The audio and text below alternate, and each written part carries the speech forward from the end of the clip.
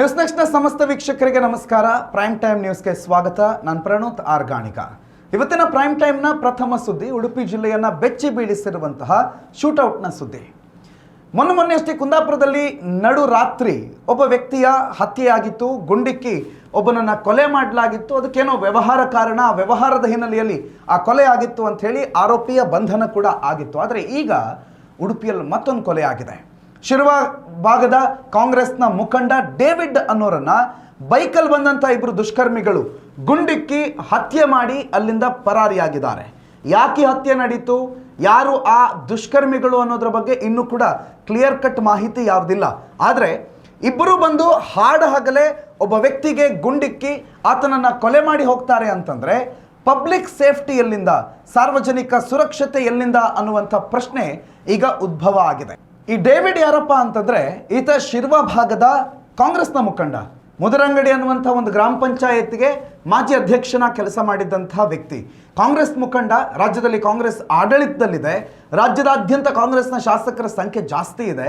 ಆ ನಡುವೆ ಒಬ್ಬ ಕಾಂಗ್ರೆಸ್ ಮುಖಂಡನನ್ನೇ ಬಂದು ಯಾರೋ ಒಬ್ಬರು ಬಂದು ಗುಂಡಿಕ್ಕಿ ಹತ್ಯೆ ಮಾಡಿ ಹೋಗ್ತಾರೆ ಅಂತಂದ್ರೆ ಸಾರ್ವಜನಿಕರಿಗೆ ಇನ್ನೆಲ್ಲಿಂದ ರಕ್ಷಣೆ ಅಂತ ಹೇಳಿ ಪ್ರಶ್ನೆ ಬರುತ್ತೆ.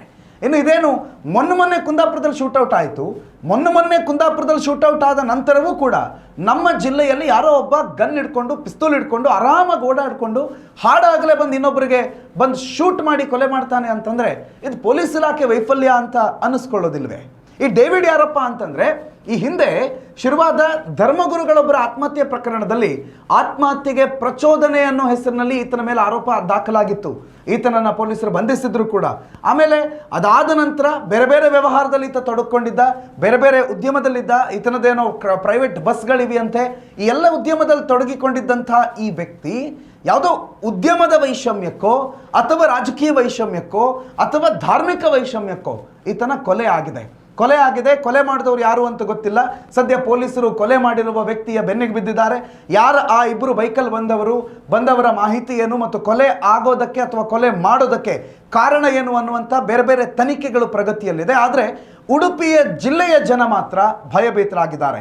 ಯಾವ ಕ್ಷಣದಲ್ಲಿ ನಮ್ಮ ಮನೆ ಮೇಲೆ ಈ ರೀತಿ ದಾಳಿ ಆಗುತ್ತೋ ಅನ್ನುವಂಥ ಆತಂಕದಲ್ಲಿ ಜನ ಇದ್ದಾರೆ.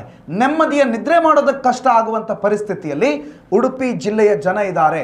ಇನ್ನು ಇದಕ್ಕೆ ಆಡಳಿತ ಉತ್ತರ ಕೊಡುತ್ತಾ, ಪೊಲೀಸ್ ಇಲಾಖೆ ಉತ್ತರ ಕೊಡುತ್ತಾ, ಈ ಜನರ ಸೇಫ್ಟಿ ಬಗ್ಗೆ ನಮ್ಮ ಜನಪ್ರತಿನಿಧಿಗಳು ಅವರ ಕ್ಯಾರ್ ತಗೊಳ್ತಾರ ಗೊತ್ತಿಲ್ಲ. ಬಟ್ ಒಟ್ಟಾರೆ ಉಡುಪಿ ಜಿಲ್ಲೆಯ ಸಾರ್ವಜನಿಕರು ಈ ರೀತಿಯ ಕಂಟಿನ್ಯೂ ಬ್ಯಾಕ್ ಟು ಬ್ಯಾಕ್ ಪ್ರಕರಣಗಳಿಂದ ಭಯಭೀತರಾಗಿರೋದಂತೂ ಸತ್ಯ.